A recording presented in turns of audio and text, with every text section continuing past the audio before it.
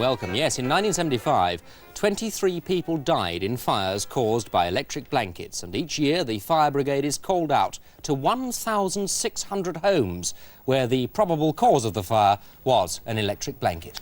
It was statistics like these that led the government to introduce new safety regulations 6 years ago.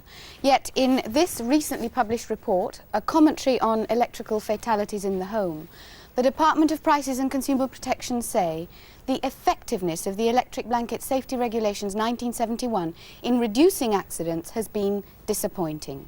So, today on Money Go Round, we examine the safety of electric blankets, their manufacture, and perhaps most important of all, the way we use them. You see, each year we buy about 2 million electric blankets. In fact, 1 in 2 of us owns and uses an electric blanket regularly. Over the past 5 years, 11 children under 9 have died, 12 people under 50, and a tragic figure of 131 people over 50 died in fires involving electric blankets. That brings it to a total of 154 deaths, and there are many other non-fatal accidents besides. And according to official findings, a great number of these accidents were caused by misuse of the electric blanket. Well, that switched it off. But just what is an electric blanket and how should we use it properly? Well, of course, an electric blanket, as its name implies, is a blanket with electric wires running through it, which gets hot. In other words, it's an electrical appliance and should be dealt with the same caution and respect as you would deal with any electrical appliance. There are 2 broad types of electric blankets, under blankets and over blankets. We've got an under blanket on this bed over here. This is the kind of electric blanket that you have to switch off before you get into bed, as I did right at the beginning of this particular piece. And if you've got a nasty short wire like this one, not only switch it off, but pull the plug out as well, because otherwise, sure as eggs, if it's as short as that, you'll get out of bed and trip over it. If you don't switch it off, if you leave it on, what happens? What happens is this. The weight of the body presses down on the surface of the blanket and it compresses the electric filaments inside up close against the blanket, produces a hot spot, which is a potential fire hazard. Now, a lot of people have got the idea that not only should you, you should take the blanket right off the bed. It doesn't matter about switching it off. And a lot of people have been doing this. They've been taking it off the bed and folding the thing up, leaving it still plugged in and on at the mains.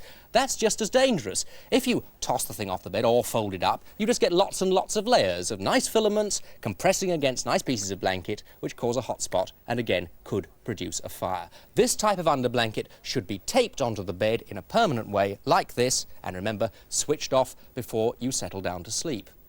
And of course, and this is very important, this thing is an under blanket. Despite its nice convenient size, never ever try and use it as an over blanket. That's quite a different kind of animal. In fact, if you do, it can be very dangerous. And 2 children, believe it or not, last year were killed by having one of these used as an over blanket, put over the top of them. They died. Now, if you're like me and liable to spill your early morning cup of tea all over the bed, or maybe, of course, if you're incontinent, the time will come when an electric blanket of whatever sort will get wet. If it gets wet, switch it off at the mains, unplug it straight away, no messing about, and then take it out, take it off the bed, take it outside, put it on the clothesline, let it dry off naturally. Never ever switch the thing on at the mains and allow the electricity in it to heat it up and dry it out, because the danger there is not of fire but of electrocution, and people have been known to die from electrocution from sleeping on an electric blanket that has got wet. So let's have a recap on the important points when dealing with an electric under blanket. First of all, don't leave the under blanket on when sleeping. Turn the thing off at the mains before you get into bed. Don't fold up the blanket when it's switched on. Don't ever use an under blanket as an over blanket. And don't use any electric blanket if it's wet.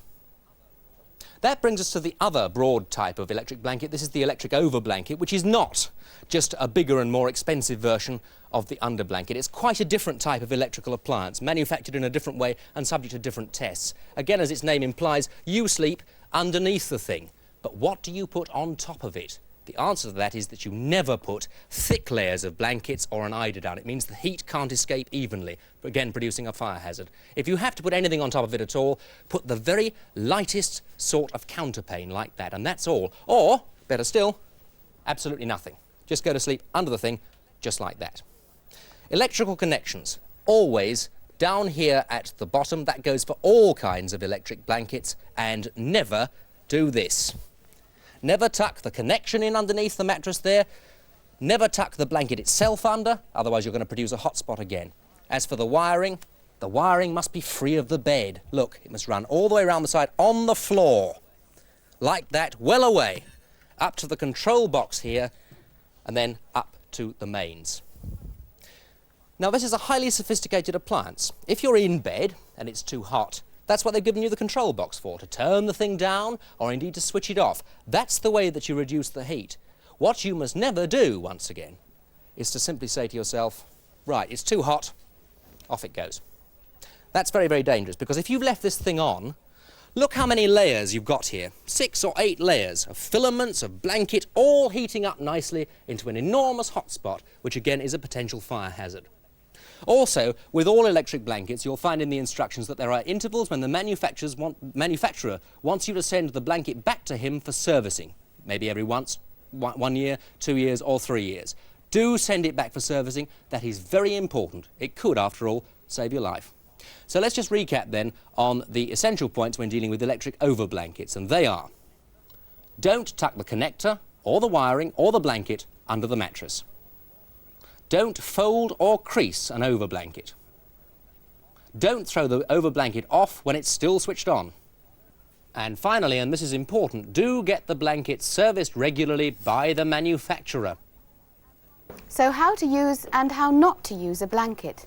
Indeed, following the instructions is essential if you're going to use a blanket correctly.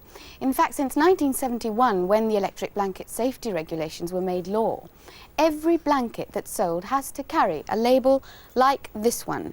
It's a BEAB, or British Electro-Technical Approvals Board label, to show that it has been tested to the appropriate manufacturing standards as laid down by the British Standards Institute.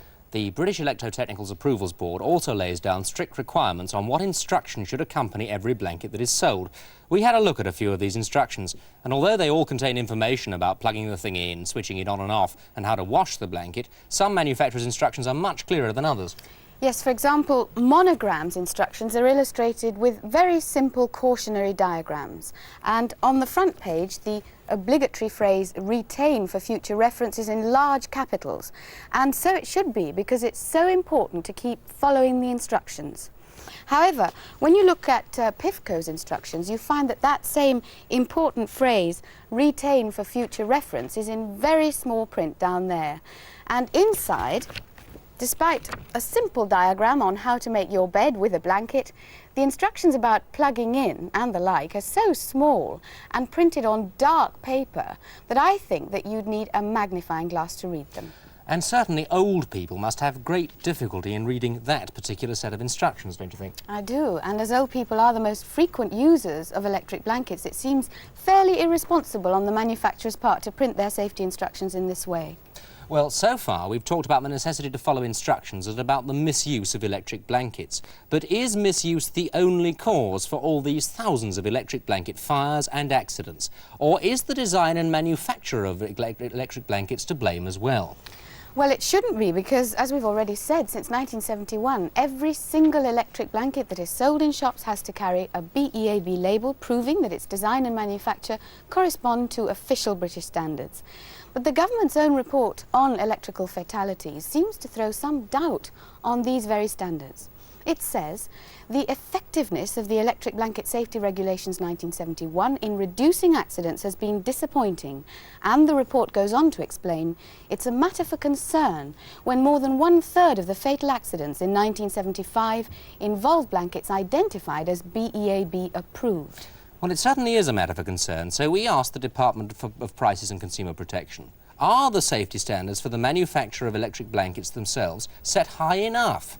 And the government replied, the majority of accidents arise from misuse, but we will continue to try and get as much information on accidents and, in the light of that, seek improvements in standards.